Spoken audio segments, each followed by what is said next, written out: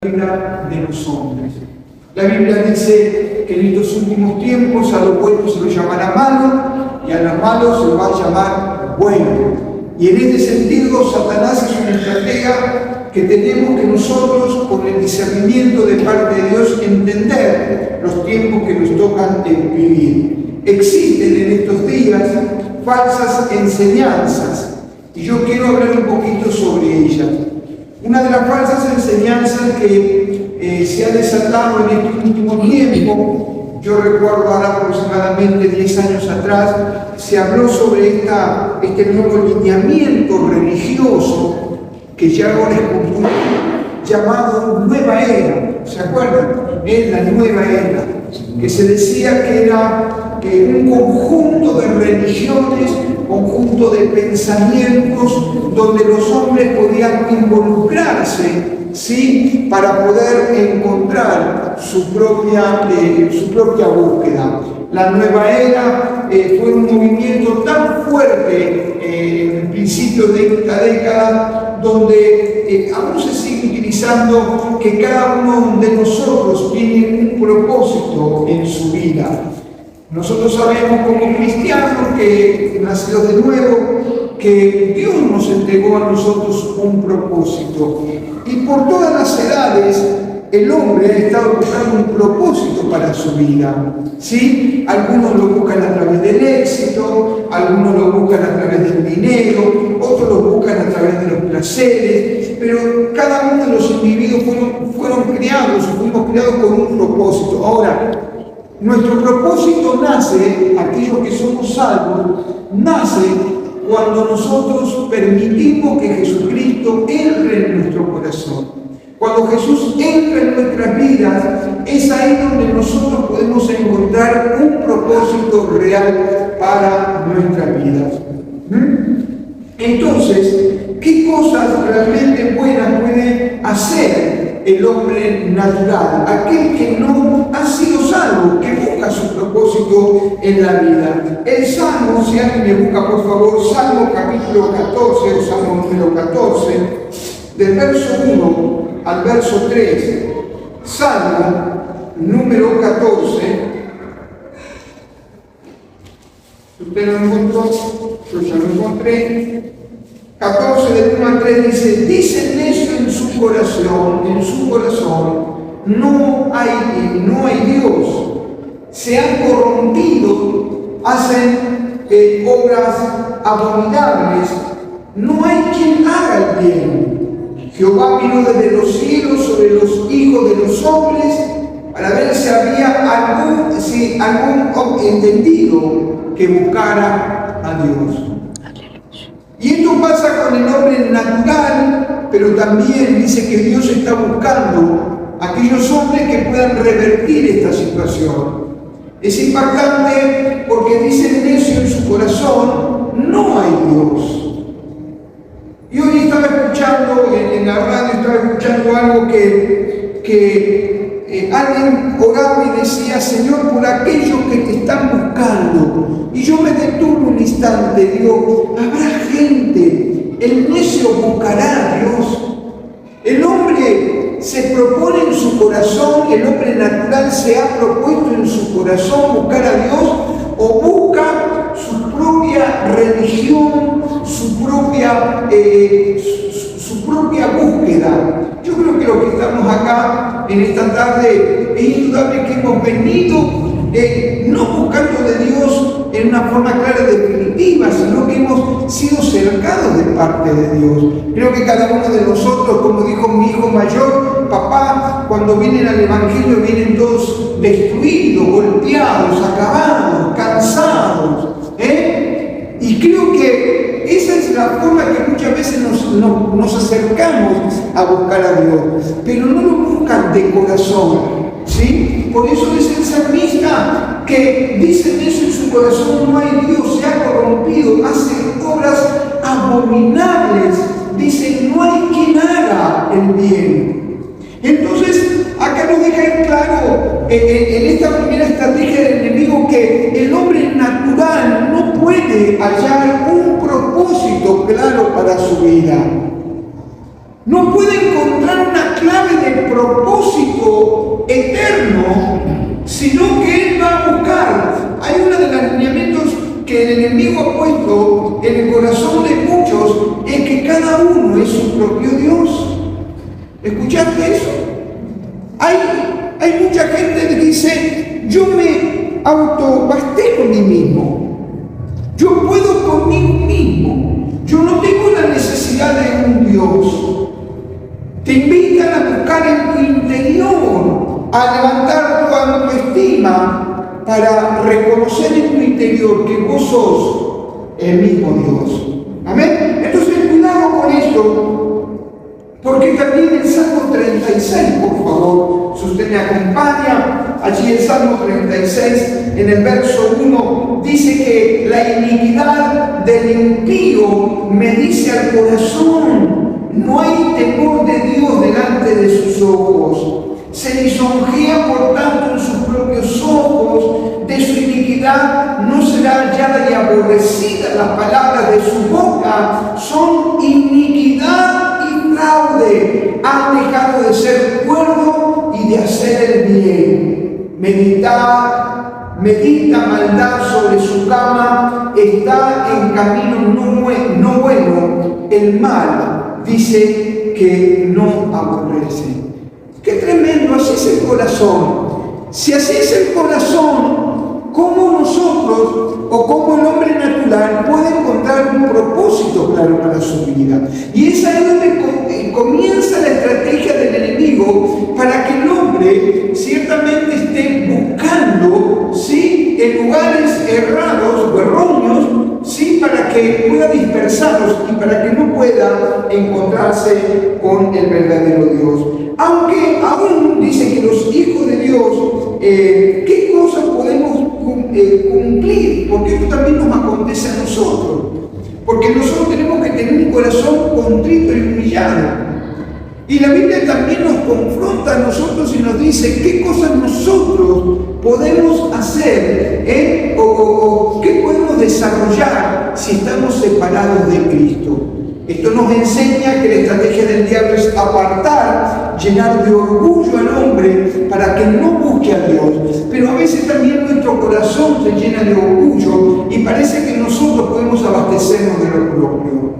Una de las cosas que el enemigo siempre ha tratado de instaurar en el corazón del hombre es la idolatría. Ustedes fíjense que esto es tan viejo como la vida misma. La idolatría implica sacar al Señor del primer lugar. La idolatría implica, alguien dijo que es la posición de ver a Dios cara a cara, pero algo que se interpone. Eso es algo que nos separa y que comienza a yo generar mi propia búsqueda personal. La idolatría es todo aquello que saca a Dios del primer lugar. ¿Y qué son aquellas cosas? En el libro de Juan, por favor, capítulo 15, verso 5, aunque lo conocemos ya alguno de memoria, pero siempre es bueno regalarle la palabra de parte de Dios, dice, yo soy la vid, y vosotros sois los pámpanos, dice, vosotros los pámpanos, el que permanece en mí y yo en él, este lleva mucho fruto. Pero fíjense que nos aclara la Biblia, nos aclara Jesús y nos dice, porque separados de mí nada podéis hacer. Cuidado, porque una también de las estrategias del diablo que tiene que ver con aquello que hemos sido redimidos, de pensar que podemos hacer cosas sin estar alejados de parte de Dios. Y la Biblia dice, separados de mí, ustedes no pueden absolutamente hacer nada. Lo segundo, en esta lección veremos que el hombre no puede descubrir por sí mismo esta misión, sino que necesita humillarse delante de Dios. Esta lección nos va a enseñar, nos va a motivar a entender, ¿sí?, que que el hombre, para poder hallar y encontrar su propósito, debe humillarse delante de Dios. Desde los orígenes, el hombre siempre tuvo inclinación sobre lo oculto y lo místico. Siempre, siempre, siempre. El hombre buscó, yo creo que cada uno de nosotros, antes de conocer al Señor Jesucristo, y es el testimonio de muchos, quien no ha estado o ha consultado o se ha metido en lugares. ¿Cuánta gente hoy estaba viendo mi correo spam, ¿no? Y en mi correo spam, que no lo abro nunca, encontré que me ponían Gustavo César Fernández, que es mi cosa, ¿no? mi mail, ¿querés conocer tu futuro? Digo, qué interesante. ¿No? Y te ponían allí que eran, bueno, eran esotéricos y todo. Pero fíjate la inclinación que hay, aún en la actualidad. Si ustedes, a veces, yo desgraciadamente soy una persona que hago mucho zapping, pero en ese mucho zapping descubro cosas que realmente a veces me llaman la atención. Que ahora te enseñan a tirar las cartas, te enseñan el tarot por televisión. O sea que estamos viendo cómo, y esto a mí, como hijo de Dios, me está hablando la gente, el deseo que tiene de conocer el futuro, el deseo que tiene la gente de saber lo que va a pasar mañana, ¿no? ¿Qué es lo que acontece? ¿Qué es lo que sucede? ¿Qué es lo que pasa? Amén. Mirá, Carlita, después vamos a ver el bebé. Pero me explico lo que quiero decirle en esta tarde. Entonces, aún en el huerto, Satanás sugirió sutilmente que en el fruto prohibido, ¿qué cosa? Escucha bien, había un poder sobrenatural. Porque si comieres de este fruto, seréis como dioses. ¿Sí o no? Y aún fíjense ustedes cómo lo místico ya había sido implantado en el corazón del hombre en el huerto. Porque el Señor dijo, podés comer de cualquiera, pero no comas de este fruto porque vas a tener una consecuencia. Si comes de este fruto, vas a ser como dioses. Y entonces el hombre ahí ya quiso comenzar, el bichito le picó, para ir a encontrarse con lo sobrenatural, a buscar lo místico.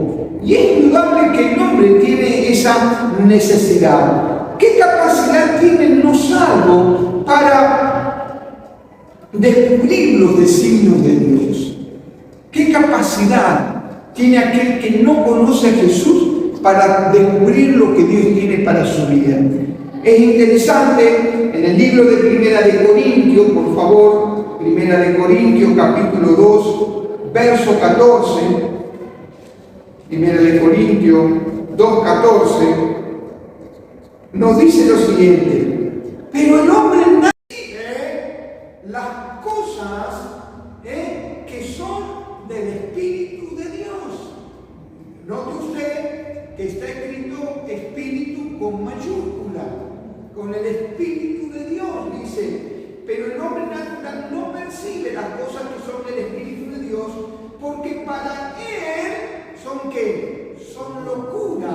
Y no las puede entender porque se han de discernir espiritualmente. Entonces el hombre natural, el hombre que no tiene a Jesús, no tiene la capacidad de poder discernir el ámbito espiritual. Yo me acuerdo cuando fui a la campaña del evangelista Carlos, nosotros recién habíamos recibido a Jesús. Y bueno, al lado nuestro pasó un hombre con muleta. Y lo primero que me vino en la cabeza, digo, esto está todo comprado. Digo, va a soltar la muleta en cualquier momento y va a salir caminando. Y dicho y hecho. ¿Por qué? Porque estaba razonando como un hombre natural. Después me tocó hablar y experimentar con ese hombre que había sufrido una enfermedad y que ya no podía movilizar su pierna. Pero con los años pude entender era espiritual, no pude discernirlo en su momento porque mi pensamiento era natural. ¿Me explico lo que quiero decir? Entonces encontramos que en el engaño de Satanás de que el hombre puede buscar su propio futuro sin Jesús es imposible. Seguimos avanzando. El orgullo es un impedimento para conocer a Dios. El orgullo nos trae separación con Dios. Por eso siempre hablamos en nuestras reuniones la importancia que en el guardián de tu corazón siempre esté la humildad. Amén. En el Salmo, si usted me acompaña, Salmo número 10, por favor. Salmo 10, verso 3.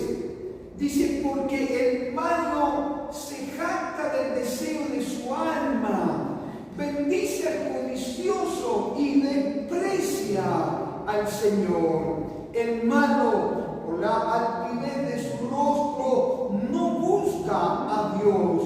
No hay Dios en ninguno de sus pensamientos. ¡Qué palabrón!, ¿no? ¡Qué palabrón duro para aquel que no ha rendido todavía su corazón y que su corazón todavía está lleno de orgullo! Dice, y me gusta esto, dice, porque el malo se jacta en su alma, bendice al codicioso y desprecia al Señor. El malo, por la altivez, por su orgullo, dice, no busca a Dios, no hay Dios en ninguno de sus pensamientos. Entonces, el hombre por naturaleza es orgullo y no puede entrar y conocer los propósitos de parte de Dios. Por eso el enemigo se levanta para distorsionar la búsqueda ciertamente de aquellos que no conocen a Jesús. Hay un viejo dicho que muchas veces lo hemos escuchado, que todos los caminos conducen a Roma.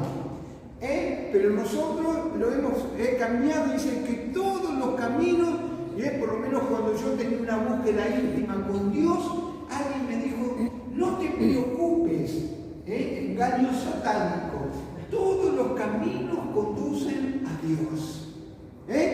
Metete con con la difunta Correa, vas a ver que en su pozo tiene agua, pero tiene una Biblia, esa te conduce. Gauchito Gil, sal la muerte, aunque sea sal la muerte, te lleva a Dios. Ojo, cuidado con esto. Y esto es un engaño que el enemigo muchas veces produce. Satanás se presenta como ángel de luz para confundir realmente. Y tenemos que entender esas estrategias.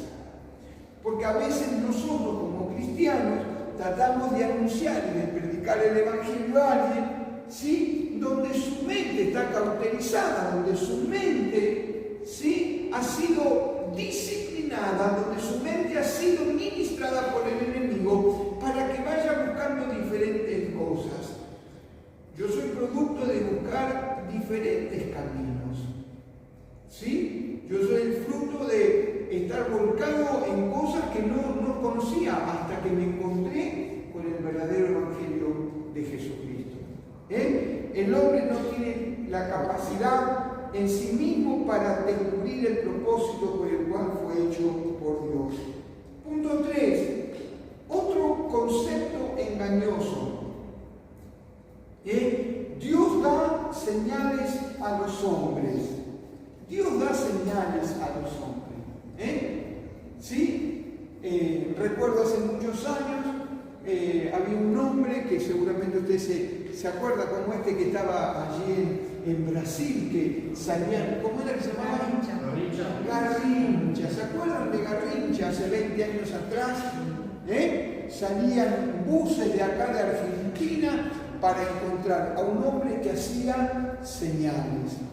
¿Sí? Alejado, engañando, usufructuando, ¿sí? Brujo, hechicero, pero ese hombre hacía señales y llamaba la atención. Una de las estrategias también del enemigo es que va a utilizar hombres y mujeres que realizan señales, pseudo señales, que nunca tienen nada que ver con la obra del Espíritu Santo. Recuerden que el enemigo, estos ángeles caídos, van a tratar de imitar todo lo que Dios hace. Porque se recuerdan, como estamos viendo los viernes, que Satanás es un ser creado, por lo tanto, él no puede crear nada, pero sí imita todo. Imita la lengua dentro de la iglesia, imita las profecías con adivinación, imita las señales para confundir. Todo lo hace ciertamente para que el hombre y la mujer que buscan su propósito en la vida sean confundidos y no vengan a la verdad. Amén. Y entonces dice que la nueva era ofrece una filosofía en que cada uno debe buscar y adorar su propio Dios. Vos me mandaste hoy algo interesante, Inés, ¿no? Sobre el templo que ya se inauguró, ¿no? Un lugar, si no, me parece que está en Arabia, ¿no? En Abu Dhabi. Hay un templo que crearon, ¿sí? Donde están las tres religiones principales: la musulmana, la cristiana y la, ¿cuál es la tercera? La cristiana es la de Israel y la de los... La judía, la musulmana y la cristiana. Templo abránico, creo que. Templo abránico. El templo abránico. Es así. Y ya está inaugurado, o sea que ahí cada uno puede ir a buscar a su Dios. Qué ensalada de fruta, ¿no? Falta la licuadora nada más. ¿Sí? Pero esto está pasando y está surgiendo. Y la iglesia tiene que discernir, porque son tiempos donde estamos viendo que el Señor viene pronto. Y esto no es fruto de la casualidad. Esto no es fruto que se fabricó hace 40 o 50 años atrás, sino que es en la actualidad. Y son parte de las señales donde Dios nos está hablando que algo va a pasar.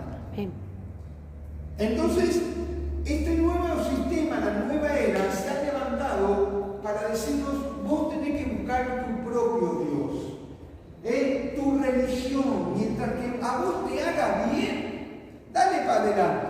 ¿Te sentís cómodo? Dale para adelante. Te hiciste musulmán y tenés tu harem y te sentís bien, dale para adelante. Te hiciste mormón y te sentís tranquilo, dale para adelante. Cuidado con esto. Dice, porque muchas personas se vuelcan a esta búsqueda por medio, escucha esto, del control mental. Control mental, ¿sí? A través del yoga, el culto a las imágenes y el culto a los ángeles. Estas cosas son las que estamos viendo. Cuando nosotros hablábamos del yoga hace 20 años atrás o 30 años atrás, la condenábamos. Y hoy estamos ahí palo y palo con el yoga. Que ya no es tan malo, que la gimnasia hace bien, que no te metas con la filosofía, pero hace la gimnasia. Ya estamos de a poquito acomodándonos en la silla, ¿no? El control mental. Cuando dicen en la filosofía, te ponen y te dicen, bueno, ahí cuando se juntan, dejar tu mente en blanco. Y eso es lo peor que un ser humano puede hacer, dejar su mente en blanco para que el enemigo realmente se apodere de esa mente. Pero se utiliza mucho esa filosofía, para el estrés, para todo ese tipo de cosas. Son buenas, hacelas, practicalas. Te la dicen, te la invitan en la oficina, te la invitan en el trabajo, en la cola del banco, te dicen, che, yo lo probé y es bueno. Interesante, ¿no? Pero también el culto de las imágenes. ¿Cuánta gente va detrás del culto de las imágenes? Una cosa inocentona que estamos viendo por televisión, por todos lados. Donde vayas a una casa, a mí me gustan mucho las casas de decoración. Me encanta la decoración. No sé si no tengo plata o falta de gusto, pero me gusta. A veces le digo a mi esposa, no sé si es falta de dinero o es que uno no tiene gusto. No, es falta de dinero para poder comprar lo que uno quiere. Pero hay algo que me llamó mucho la atención, que en todo lugar que usted entra en una casa de estos implementos, va a encontrar un gatito que hace así con la manito. Sí, por todos lados. ¿Sí o no? Y usted lo ve en los comercios, usted lo ve en diferentes lugares. Y se hace un culto a eso.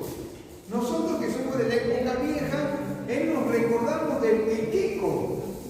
¿Quién se acuerda del equeco? El equeco era un gordito que que fumaba. No sé si y se le ponía un billetito.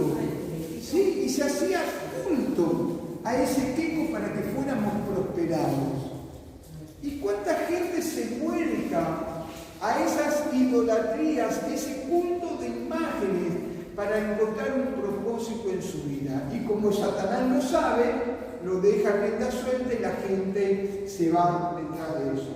Pero algo que estamos viendo, que hemos visto en este último tiempo, que es lo que estamos tratando de nosotros ministrar: cuidado con el culto a los ángeles.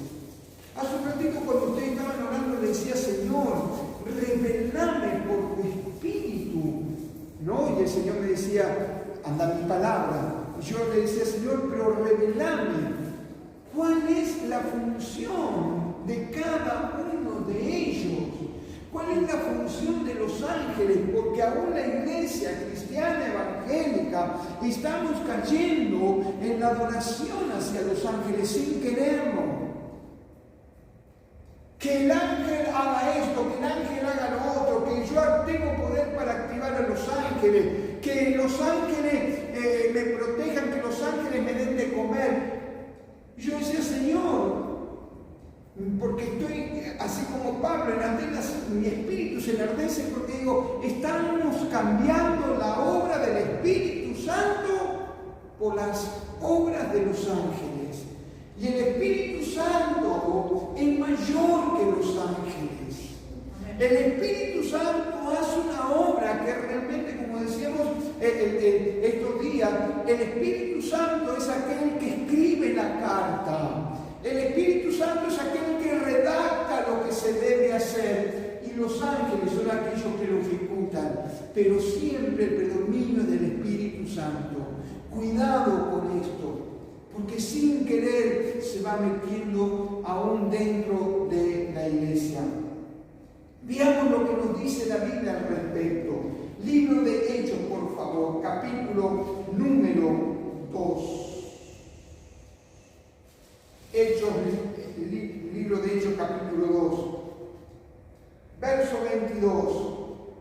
Dice: varones israelitas, oíd estas palabras: Jesús Nazareno, varón aprobado por Dios entre vosotros, con maravillas, prodigios y señales que Dios hizo entre ustedes por medio de él, como vosotros mismos sabéis.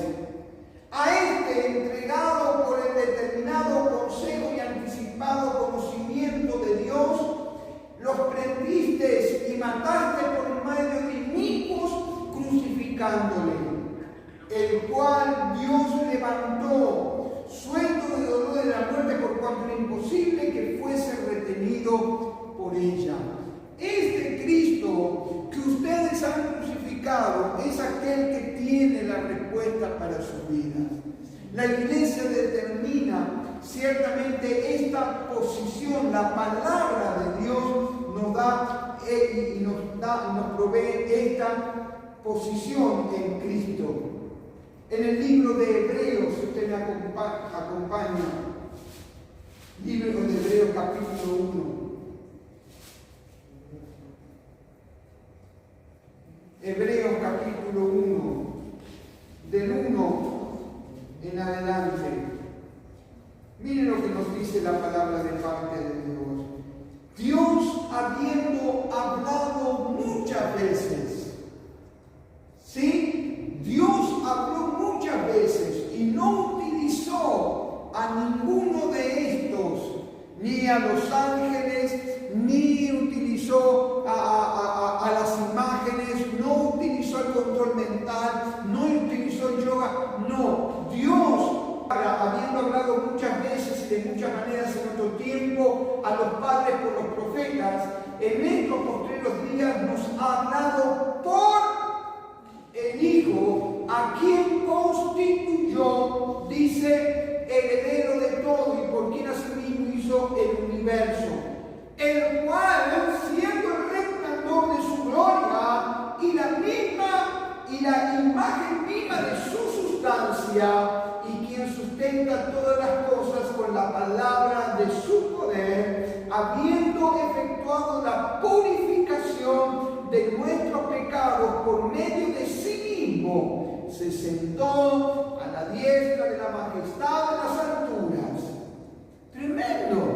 Más clarito y chale, el Señor solamente habló en la antigüedad por los profetas, pero ahora está hablando por su Hijo. Amén. No habló a través de las imágenes, ¿se acuerdan? Hay un pasaje que me encanta, se fue Moisés a recibir las tablas de la ley, interesante, y abajo se quedaron Aarón y María, y dice que Moisés se tardaba, y en un momento el pueblo, porque Moisés no bajaba del monte, comenzó a reclamarle, a hablarle y a decirle a Moisés, vamos a hacer un becerro, hagámonos un ídolo, preparemos algo para adorar. Y dice que tomaron todos de él, sacaron el oro y allí fabricaron un ídolo y comenzaron a adorarlo. Pero me encanta cuando baja Moisés y le dice, ¿qué sigan? Y no sé, dice, no sé, le pusimos una gotita de agua y apareció esto. Muy típico a nosotros. No sabemos quién lo hizo. ¿Quién lo hizo? No sabemos, no sabemos qué pasó. Apareció ahí de la nada. ¿Sí? Pero Dios no habló a través de ese ídolo, sino que Dios habló a través de su Hijo en diferentes formas. Amén. 4, ya estoy casi terminando. Lo que nos permite tener una comprensión clara y definida de las señales de parte del Señor. Punto 4. El juicio contra Satanás y sus ángeles. Hay un juicio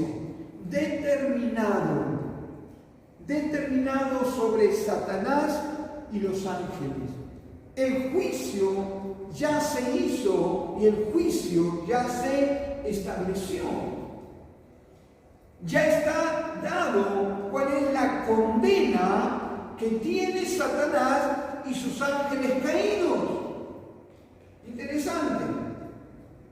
Dice que el juicio contra Satanás y sus ángeles, muchas veces creemos que el juicio, dice, contra el diablo será en el futuro, y a veces no pasa, ¿sí o no? Pensamos que el juicio a Satanás va a ser allí en el libro de Apocalipsis, pero está dado hecho el juicio.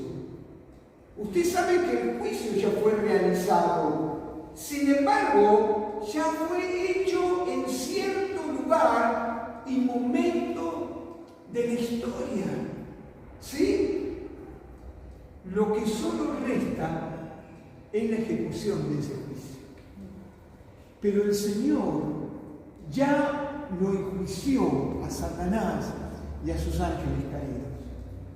Lo único que resta al final de los tiempos es la ejecución de ese juicio. Y dice que el juicio fue realizado. ¿En qué momento y en qué lugar de la historia de la Biblia? ¿Dónde piensa usted? ¿Dónde se hizo ese juicio? En la cruz. El Señor allí condenó a la muerte, venció a la muerte, enjuició. ¿Se acuerdan cuando estuvimos viendo que había puesto allí en la cruz, estaban los decretos? Él ya había sido enjuiciado, ahora lo único que falta es la ejecución del mismo. Amén. Pero Él ya ha sido vencido. Por eso tenemos que caminar firmes en la fe. Firmes en la fe. Qué importante que es la fe. La fe. Crecer en la fe, aumentar en la fe. desarrollarnos en la fe. Y la fe la alimentamos a través de la palabra de parte de Dios. La fe la desarrollamos a través de las obras que hacemos. Muéstrame tu fe por tus obras. ¿Sí o no? No somos salvos por las obras, pero sí debemos demostrar nuestra fe por las obras. ¿Sí o no? Alguien dijo que en la NASA, yo no sé si ustedes sabían que en la NASA, la figurita de la NASA es una abeja. Es una abeja. ¿Por qué es una abeja? Usted va a ver en la NASA, va a ver que allí está escrita una abeja. ¿Pero por qué? Porque la abeja, según esto de la NASA, dice que es el animal, el insecto es imposible que vuele, porque su cuerpo es mucho más grande que sus alas. O sea, que para ellos que han estudiado, que sacan los cohetes a la luna, dicen que para ellos es imposible, porque el cuerpo de la abeja es más grande que las alitas que tiene. No sé si se lo viste, pero ¿sabés cuál es la cuestión de eso? Que la abeja no lo sabe. Qué interesante, así es nuestra fe. Ella vuela, ella se desarrolla, ella extiende sus alas, no sabe cómo, pero ella va. Qué interesante, así es nuestra fe. No sabemos cómo lo hace, pero sabemos que realmente nosotros tenemos que caminar en fe, porque sabemos que tenemos un Dios que hace las cosas por nosotros. Amén. Entonces, vamos a ver algunos de los nombres de Satanás, para poder identificarlo. En Mateo, si usted me acompaña, Mateo, en su capítulo número 12, ya estoy terminando, mis amados. Porque el nombre también describe a la persona. ¿Sí o no? ¿Sí o no? El nombre, antiguamente, no se le ponía, ahí tengo una prédica que estoy dando vuelta, de hacer oraciones osadas. Y Jabes fue un hombre que hizo una oración osada. Jabes fue engendrado en dolor. Y si la mamá le puso Jabes, porque algo pasó en la vida de esa mamá que le puso dolor. Había identificación en el nombre. Por eso es bueno conocer los nombres del enemigo para saber cómo actúa. En el libro de Mateo capítulo 12, verso 22, por favor. 12:22, dice: entonces fue traído a él un endemoniado ciego y mudo, y le sanó de tal manera que el ciego y mudo veía y hablaba. Toda la gente estaba atónita y decía: ¿será este aquel hijo de David? Mas los fariseos, al oírlo, decían: este no echa fuera los demonios, sino por Beelzebú, príncipe de los demonios. Mirá vos qué interesante. Quienes eran religiosos de esa época, lo que dice la palabra de parte de Dios, que eran fariseos, los religiosos, sabiendo, sabiendo Jesús los pensamientos de ellos, les dijo: todo reino dividido contra sí mismo es asolado, y toda ciudad o casa dividida contra sí misma no permanecerá. Y entonces le da una lección. Y si Satanás echa fuera a Satanás, contra sí mismo está dividido. ¿Cómo pues va a permanecer en su reino? Beelzebú, interesante. Interesante. El nombre que aquí se le da, que Jesús acá, el Señor de las moscas. El Señor de las moscas. Beelzebú. Interesante. Efesios capítulo 2. Efesios capítulo 2.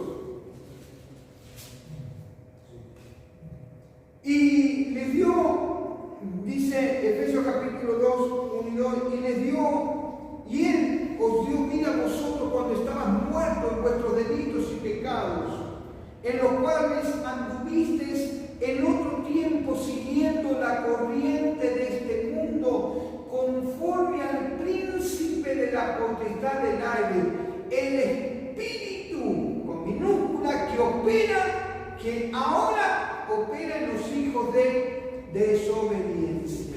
Entonces ahí encontramos que otro de los nombres que se le da dice que la palabra de parte de Dios es príncipe de la potestad del aire, príncipe. Otro de los nombres que tiene ciertamente Satanás. La envergadura espiritual que él tiene. Fíjese que no habla de rey, porque hay un solo rey, y un solo rey de reyes y señor de señores. Este tiene un galardón menos. En el libro de Juan, por favor, capítulo 14. Juan 14. Del verso 25 en adelante. Dice la palabra de Dios: os he dicho estas cosas estando con ustedes, haz el Consolador, el Espíritu Santo, a quien el Padre enviará en mi nombre. Él os enseñará todas las cosas y os recordará todo lo que yo os he dicho. La paz os dejo, mi paz os doy. Yo no la doy como el mundo la da. No se turbe vuestro corazón, ni tenga miedo. Habéis oído que yo os he dicho: voy y vengo a ustedes. Si me aman, os habría regocijado, porque he dicho que voy al Padre, porque el Padre es mayor que yo. Y ahora os he dicho antes que suceda, para que cuando suceda puedan creer. No hablaré ya mucho con ustedes, porque viene el príncipe de este mundo. Satanás es el príncipe de este mundo. Amén. Como venimos hablando, él tiene dominio sobre el mundo, no así sobre los hijos de Dios. ¿Sí? No así sobre los hijos de Dios. Él no puede tocar ni mi vida, ni mi hogar, ni mi familia, ni mi economía, a no ser que le sea dado por el Padre. Y si le es dado por el Padre, es porque el Padre me entregará a sí mismo la salida. Amén. Pero Satanás no puede tocar nuestras vidas, por más que sea el príncipe de este mundo. En el libro de Segunda de Corintios, capítulo 4, por favor. Segunda de Corintios, capítulo 4, versos 3 y 4, nos dice lo siguiente: pero si nuestro evangelio está aún encubierto, entre los que se pierde está encubierto, en los cuales, ¿qué cosa? El Dios de este siglo. Pero fíjese usted, note cómo está escrito Dios, con minúscula, el Dios de este siglo. Entonces, ¿a qué se está refiriendo? Nada más ni nada menos que al enemigo, a Satanás. Según Isaías, venga conmigo a Isaías capítulo 14. Yo no sé si a usted le gusta leer la palabra, que me encanta. ¿Cuál? Isaías 14, versos 16 y 17. Dice: se inclinarán hacia ti los que te vean, te contemplarán diciendo: este es aquel varón que hacía temblar la tierra, que trastornaba los reinos, que puso al mundo como un desierto, que asoló sus ciudades, que a sus presos nunca abrió la cárcel. Interesante. El trato de Satanás y sus ángeles con una misión: impedir que ciertamente las cárceles se abran para aquellos que están realmente encarcelados. Fíjense ustedes qué interesante. Y por último, o ya casi por último, en el libro de Apocalipsis, vamos allá a entrar casi al final de los libros, o al final del libro, Apocalipsis capítulo 13, verso 1, dice: me paré sobre la arena del mar y vi subir del mar una bestia que tenía 7 cabezas y 10 cuernos, y en sus cuernos tenía 10 diademas y sobre sus cabezas un nombre blasfemo. Y la bestia que vi era semejante a un leopardo, y sus pies como de oso, y su boca como de león, o boca de león. Y el dragón le dio un poder, y su trono, y grande autoridad. Y vi una de sus cabezas como herida de muerte, pero su herida mortal fue sanada, y se maravilló toda la tierra en pos de la bestia. Y adoraron al dragón que había dado autoridad a la bestia, y adoraron a la bestia, diciendo: ¿quién como la bestia y quién podrá luchar contra ella? También se le dio boca que hablaba grandes cosas y blasfemias, y se le dio autoridad para actuar 42 meses, y abrió su boca con blasfemias contra Dios para blasfemar de su nombre, de su tabernáculo, de los que moran en el cielo. Y se le permitió hacer guerra contra los santos y vencerlos. También se le dio autoridad sobre toda tribu, pueblo, lengua y nación. Verso 8. Y le adoraron todos los moradores de la tierra cuyos nombres no estaban escritos en el libro de la vida del Cordero que fue inmolado desde el principio de alguno. Si alguno tiene oído, oiga. Verso 10. Si alguno lleva en cautividad, va en cautividad. Si alguno mata a espada debe ser muerto. Aquí está la paciencia y la fe de los santos. Fíjense ustedes realmente cuál va a ser el dominio y cómo va a desarrollarse la estrategia de Satanás y sus ángeles para el último tiempo. Se le va a dar autoridad, se le va a dar autoridad. El Padre, Dios, le va a otorgar para que pueda desarrollar y cumplir con su estrategia final y con su propósito. Amén. Pero lo bueno de todo esto es entender que Dios ya juzgó a Satanás.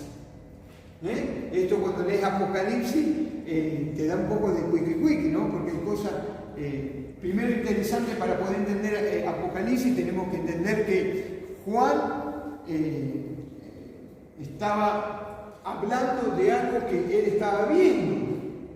Y su interpretación era conforme al momento, al lugar y al tiempo que él está experimentando. Hoy, no sé, hoy tenemos estas luces y podemos referenciarnos a unas luces como que son luces LED. Juan, cuando vio un montón de luces, vio realmente cosas superfluas que estaban dando vueltas por ahí. Por eso es interesante el Apocalipsis comprenderlo desde la perspectiva y la mirada de Juan en el momento histórico que le tocó vivir. ¿Sí? Es interesante. Pero Dios juzgó a Satanás. En el libro de Colosenses, por favor. Y esto es lo que nos motiva a nosotros, aquellos que entendemos que tenemos un propósito de parte de Dios, porque hemos nacido de nuevo. Colosenses capítulo 2, verso 13 en adelante. Dice: y vosotros, estando muertos en pecados y en la incircuncisión de vuestra carne, os dio vida juntamente con él, perdonándoos todos los pecados. Verso 14.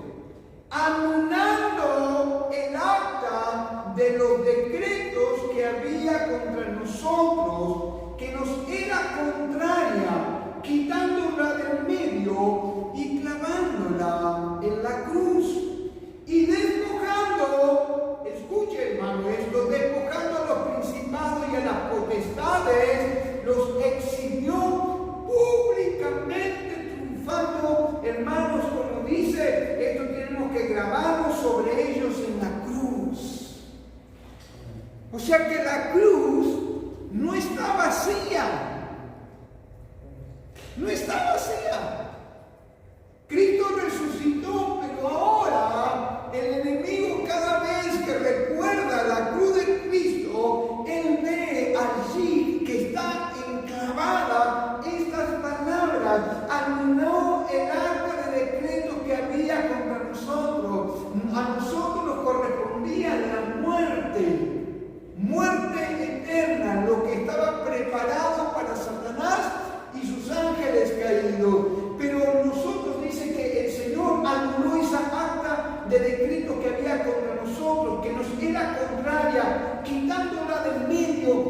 la clavó en la cruz. Y despojando a los principados y a las potestades, los exhibió públicamente, triunfando sobre ellos en la cruz. Había un decreto de muerte y el Señor lo transformó en vida. Amén. Amén. En Hebreos, por favor, capítulo 2.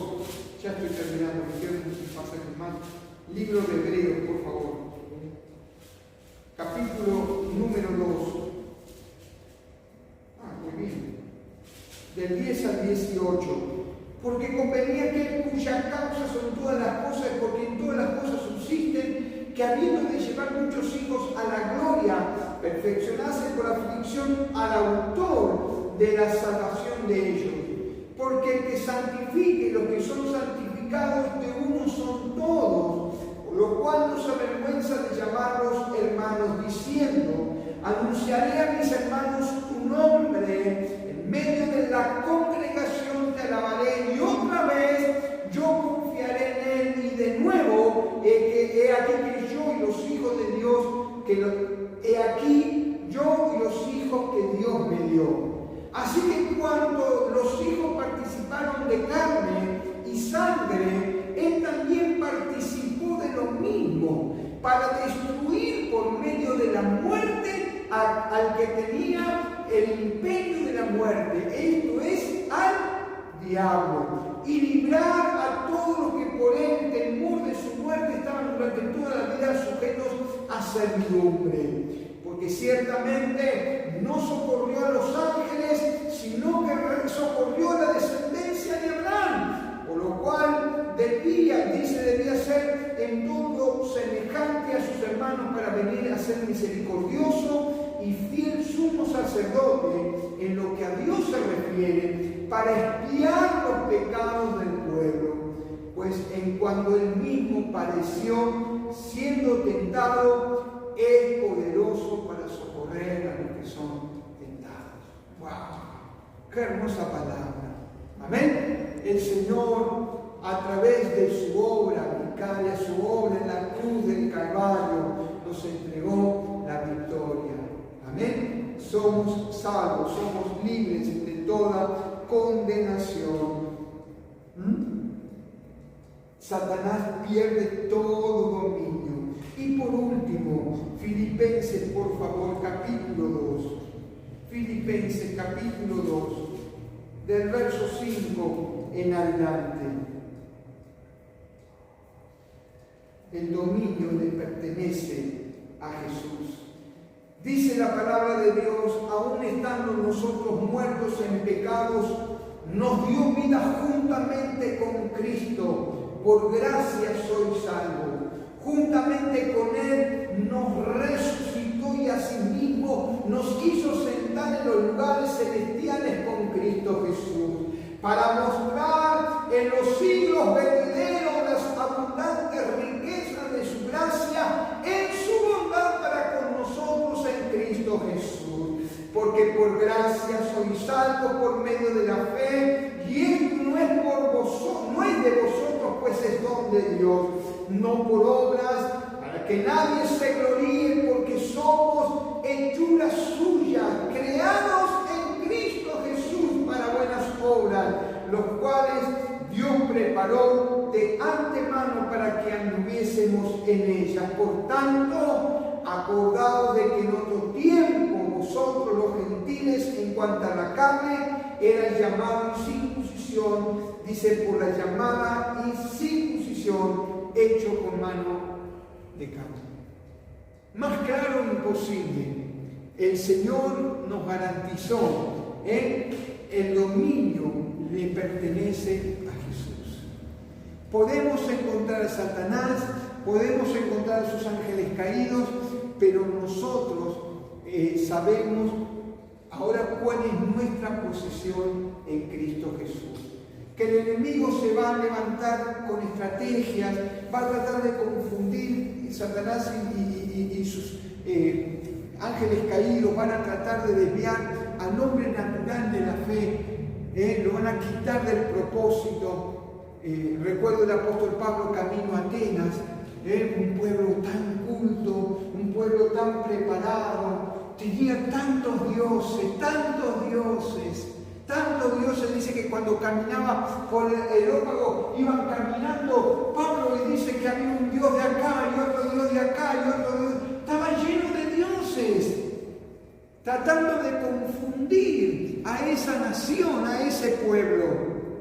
Sin embargo, dice que Pablo tan astuto, tan sabio, que había un altar que decía al Dios no conocido. Por las dudas.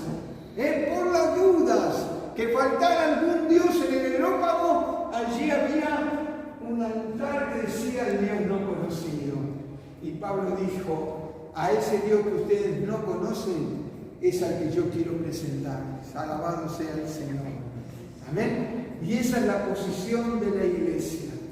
Cuando se levanta el enemigo a tratar de desviar el corazón, la mirada del hombre y la mujer, la iglesia se tiene que levantar diciéndole, les vengo a predicar a un Dios que ustedes no conocen, a un Dios que tiene respuesta para sus vidas, un Dios que puede mejorar la calidad interior de tu vida, donde no hay paz, Él puede venir a colocar paz. Amén. Cerramos esta parte.